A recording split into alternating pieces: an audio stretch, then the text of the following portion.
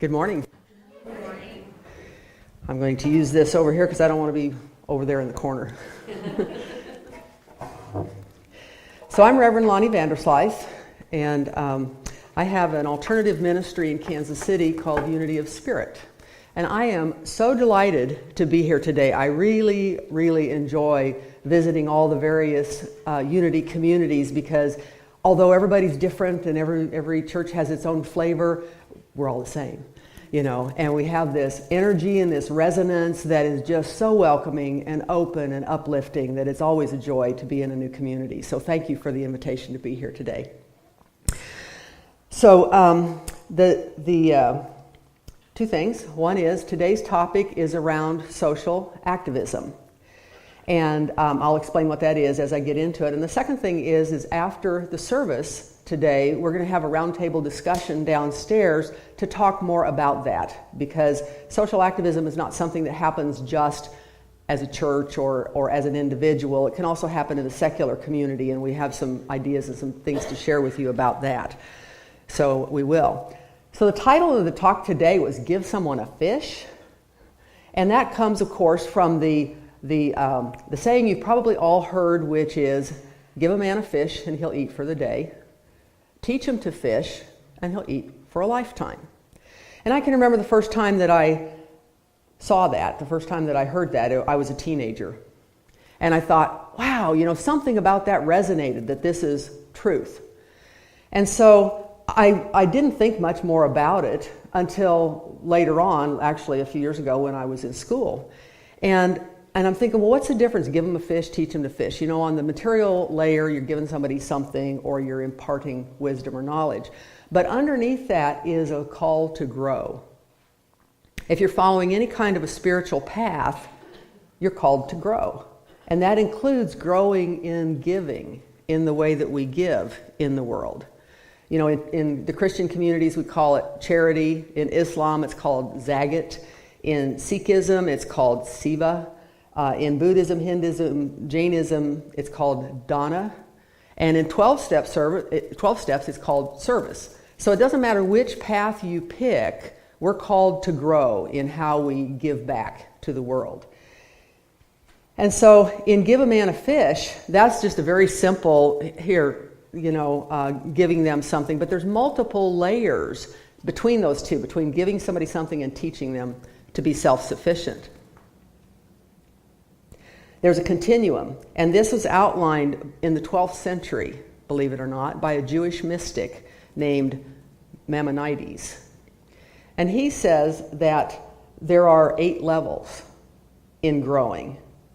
And so, you know, we may think, well, I can give somebody time, I can give them talent, I can give them treasure. What else is there? So let's take a look at his 8 levels.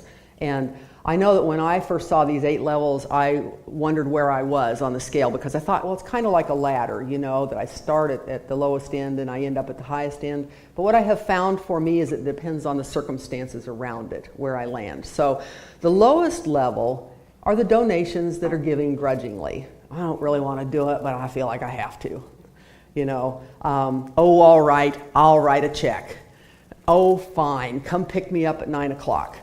You know, and I know I've been there in my life, and I can still be there, depending on what else is going on, where I give something, but the energy around it is grudging, resentful, possibly angry, irritated. It's not a high level of vibration. It's not a high level of being in the world. The next level up from that is when somebody cheerfully gives, but not enough. And this, I was trying to come up with examples for each of these that I maybe have seen, and not recent examples necessarily, but this would be an example of somebody that is a high-paid professional, well-heeled, who drops a buck in the basket when the basket goes by. Sure, I'll give some money, you know, or whatever. Sure, I've got a half an hour to give when, you know, we need a half a day's effort or what have you. And so that person is a cheerful giver, which is what it says in the Bible, but it's insufficient or it's inadequate in other ways. For example, it could be culturally inappropriate. It could miss the mark because it just doesn't meet the need at that time. The next level up from that is called, level 6 is cheerfully giving. And people give enough, but they have to be asked. I've been there where there's a need in the community and we're asked for a day of time. Oh, sure, I've got that Saturday, I can do that. But I don't go sign up for it. And a couple days later, somebody comes by and says, we still got spaces open on this day to do this project. I heard you say you'd be willing to do that. Oh, sure, and I sign up. But I have to be asked. And I can make a million excuses around that. Why is that? But yet that's where I land sometimes. The next level up from that is with people that give before they're asked. And these people amaze me because it seems like it's just a natural outpouring of their heart to me.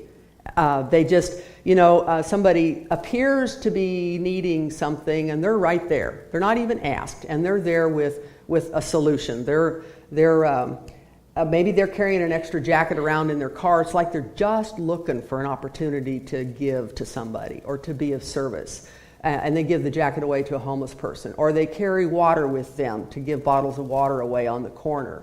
Or they make those blessing bags that have socks and toothpaste and toothbrushes and $2 or $3 in quarters for the laundromat. And they hand those out. But it's like they are looking for opportunities to give instead of having to be asked. So not only are they cheerful, but this is, when the heart's more open. Another thing that I've seen is people hear of a new program that's starting and they say, I want to help with that. Here's a check to get started. This is a level that I am not really good at this point, but I'm striving toward. And part of it is my awareness of what's going on around outside of me. Because an awful lot of the time I'm so inwardly focused or I'll call it self-centered. I'm all concerned about what's going on with me that I may not be attuned to the rest of the world. And so this is a growth area that I've been working on. The next level, level 4, gives without knowing the recipient, but the recipient knows the giver. And this, an example would be, I worked at Silent Unity on a prayer line for a while.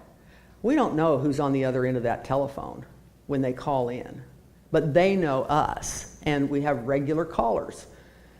Every day at 8 o'clock, this person makes a phone call and asks for prayer support. They know our voices, and they say, oh, is this so-and-so? And of course, we're not allowed to share that, because it's the voice of Silent Unity.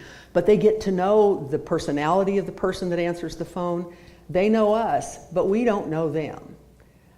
So, and that's a different kind of giving. Another example might be the person that puts the curbside libraries together. You've seen these free libraries. Everybody knows the library's on the corner in front of Mrs. Smith's house. But Mrs. Smith doesn't know who's using the library. And level 3. Level 3 is where I first started really resonating with giving. This is what I think of when we talk about giving in our communities. And this is what I see a lot of in probably any spiritual community. But for example, the Joshua tree. The giver knows the receiver, but the receiver does not know the giver. And these examples are of the Joshua tree where the names of the people are and they're in your community, and they're on the Christmas tree. They don't know who picked up their name, and they may not know who gave them the gift unless you put your name on it when you get that gift. But we know who we're getting the gift for. We know who we're donating the funds for. We know who we're reaching out to help. We have similar things with the Adopt-A Family, with the Secret Santa. You have this at your workplace when we take up an office collection for a new baby. They don't know who gave and who didn't give, but we know who we're giving to. And then internationally, there are these microlending sites. Kiva is one that I've used before. These microlending sites put up a picture of somebody that has a need and how much money they need, and we know them. But if you fund that need, they don't know where the money came from. All they know is that their need was taken care of, that their need was funded. And I mentioned 12-step before. Give it away. We don't know the person necessarily that we're giving it away to on the other side of the telephone. We know nothing about them. It doesn't matter. And this one is a big place of spiritual growth for many people. It was for me. I was given an assignment to do 3 good things a day for somebody and don't get caught. If I get caught and they know I did it, it doesn't count. And I have to start over. And what I found out was that I still had some ego needs tied to my giving. I still wanted something. I wanted recognition. I wanted appreciation. I wanted love. I wanted information. I wanted to be a part of, in the know. So stretching myself in that way to give without anybody knowing who it was that did it really was a stretch for me in this process to learn how to give from the heart without ego strings attached to it. Level 2, neither the giver nor the receiver know each other. And the best example, I don't know if you have it here or not, but the best example that comes to my mind for that is when you have a community helping fund and people put money in the fund. It may be people from the community, it may not. It may be somebody repaying because they had a kindness in the past. And the people that come to your door that may or may not be members of the community need assistance from that fund. Nobody knows who's putting money in the fund, and nobody knows who's taking money out of the fund. The giver and the receiver don't know one another. This is truly a no strings attached type of giving. And it, again, for me, I have to release some ego needs in order to do that. And then level 1 is the highest level of giving according to Maimonides. And it's important to me, this level, it is to help someone to self-sufficiency. To help somebody be self-sufficient so they don't have to be dependent on other people. All of those other levels at some way or another foster some dependency. And this is the growth curve for people in 12-step recovery, for people in their own personal growth, for people at communities, in churches and in organizations.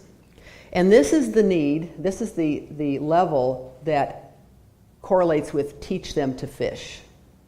So we have everything from give them a fish, begrudgingly, oh, all right, here you go, to teach them to fish. Here, we'll help you be self-sufficient.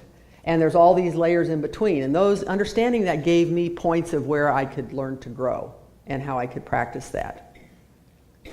And so I don't know, when we went through this, if you recognize any of those levels in yourself. I saw a few of you going, yeah. I know I did. I've given out a pity or obligation. I feel sorry for somebody. It's not really a gift of the heart. What I'm doing is I'm trying to make myself feel better because I feel helpless. And so I would give out of that need. Or I would give because it's expected of me. I care what you think of me, so I want to make sure you see me give. Or I had specialized expertise you couldn't get anywhere else. Sure, I'll do that for you. It was another ego thing. I had to go through all of these layers of ego to get to a place where I could just give. And the journey's not over yet for me. A few years ago, many years ago, actually, I landed a good job, and I had been without work for quite a long time. So I wrote out my tithe check, and I handed it to the pastor. I wanted to make sure he knew who I was. I know that now. I didn't know that then, that's what was going on with me. Sometimes I volunteered time. Sure, I'll be the head of that committee. I get to be important. And all of these things speak to a spiritual deficit that I have had at one time or another along the way. And it's not all about time, money, and talent, because it's about the energy that goes behind it. And my energy is, have you ever met somebody that you were going to ask for something, you go, I don't really want to ask them. I'm going to have to listen to how important they are for the next 20 minutes. Or I don't want to go ask them to borrow any money because they're going to bother me every other day till they get it back. I've had these kinds of experiences out in the world, and that's not really a gift when it's given with that kind of energy around it. So what's the other thing you can give? Money, time, and talent are forms of energy, but so is love. And that's what sacred social activism is love. Love in action. Out in the world, love in action. To lift somebody else up, to help them become self-sufficient. And it's a spiritual truth. I know that you've probably been around long enough to hear about the law of circulation, the law of giving and receiving. You can't have one without the other. You hear it all the time. You have to have an inlet, you have to have an outlet. If you don't believe me, take a deep breath, but don't breathe out. See how well that works? It doesn't work. If you think about all the different places in your life where you receive, someplace else you're also giving. And that's where we stop the flow of abundance, is when we go, I'm not going to give, or I'm giving with wrong energy. And in our culture, we hear this all the time. What goes around comes around. This is the law of attraction. If I'm giving it out grudgingly, guess what? That's all I'm getting back. You get what you give. Some people call it karma. You reap what you sow. The more you give, the more you have. And the golden rule kind of wraps a bow around all of it with treat others like you want to be treated. And so all of this is underlying the social activism, the sacred social activism. And what makes it sacred is bringing the love to it, the unconditional support in the gifts that you bring to the community. And so if our goal is to grow in this giving, how do we do that? Well, we have to engage zeal. We have to engage passion. We have to engage our energy to drive this forward. And we grow through relationship. Social activism is through relationships. And so I'm going to share a bit of a story with you. There's this thing called social capital. Social capital is who you know and the network of people that you operate in. My ministry is involved in social activism from the perspective that we mix up the zip codes. And that's what raises everybody up, because I know a banker and this group of people don't know any bankers. I work with people, I work with marginalized communities in Kansas City, in the inner city, in the urban core, and they have a very limited knowledge base and very limited ability to connect with other people outside their immediate circles. They don't have extended family necessarily. They don't have extended social networks. They may not have transportation, and so they've been kind of isolated. And in doing this, we mix up the zip codes. People that have networks to share come and we mentor people. We give people jobs. We work with people in a way that they can learn from one another. And I learn more from them than they probably learn from me. And this is what becomes the great equalizer in terms of becoming one. As long as I'm saying them, I'm not feeling very one. But when I say we together are doing this, great things happen. And we've seen some miracles in that. And so what I would ask you is, what is it that's yours to do? The part that was mine to do is I facilitate 12-step groups. I work with employees that are coming into the job market for the first time. We own a business that does soft furnishings. We train people. We hold a culture and we hold space for them. We teach them a different way of being in the world. And so my question to you would be, how are you being in the world? This is where we practice the fifth principle, and we take what we know, the truth that we know, out into the world and live it. And some examples. If you're a gardener, maybe you grow starters and you give them to the neighbors and teach them to grow food. Or if you're a reader, you participate in a library after-school program. Or maybe you own a business and you hire entry-level workers and train them. There's a lot of different ways that you can engage in sacred social activism. You have to bring love and you have to bring enthusiasm. And in doing so, it's contagious.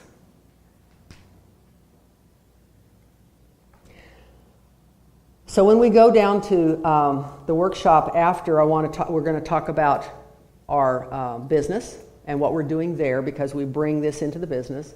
And we're just recently started a new nonprofit as well, because the business is bursting at the seams with people that want what we're sharing.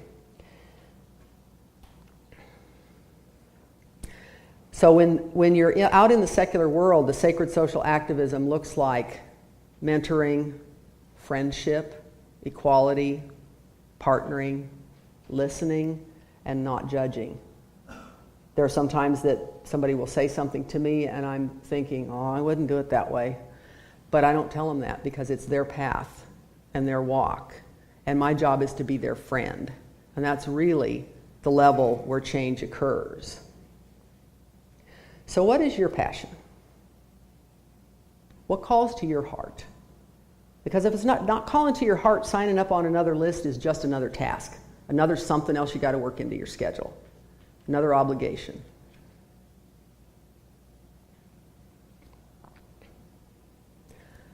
Let's go ahead and prepare for meditation as we ponder that question.